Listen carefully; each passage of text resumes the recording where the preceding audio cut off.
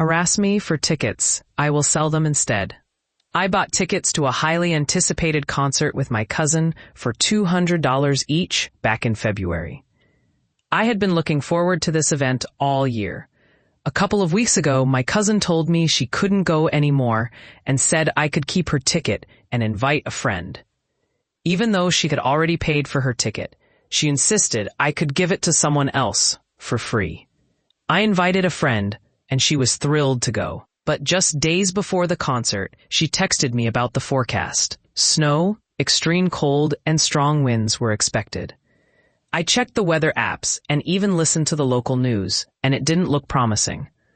I told my friend that I don't drive in the snow and that taking the train wasn't an option either.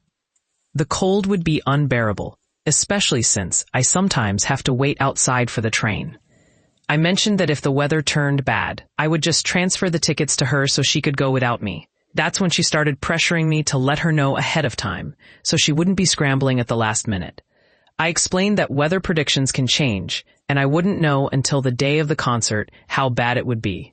She lived close to the venue, so getting there would be easier for her, even in bad weather. But it made me uncomfortable that she was already planning to go with someone else before the snow even hit. I knew she had a friend she often went to concerts with, and it felt like she was just waiting for me to hand over the tickets. After thinking it over, I decided to list my tickets for resale instead. When I told her, her response was simply, "Wow." I replied, "Did you really expect me to transfer $400 worth of tickets before the snow even hits? Or do you want to buy them yourself?" She didn't respond. Even if the tickets didn't sell, I wasn't giving them to her. The next morning, she texted me, offering $200 for both tickets, since my cousin had already said she could have the other one for free. I replied, "Wow, that's so generous. A real friend would invite me to stay over, so I wouldn't miss this once-in-a-lifetime concert." That's what my cousin would have done, since she lives nearby. I could tell she was already planning to take someone else. I wasn't falling for it.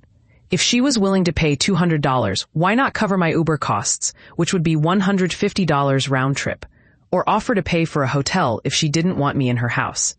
Something felt off about the whole situation.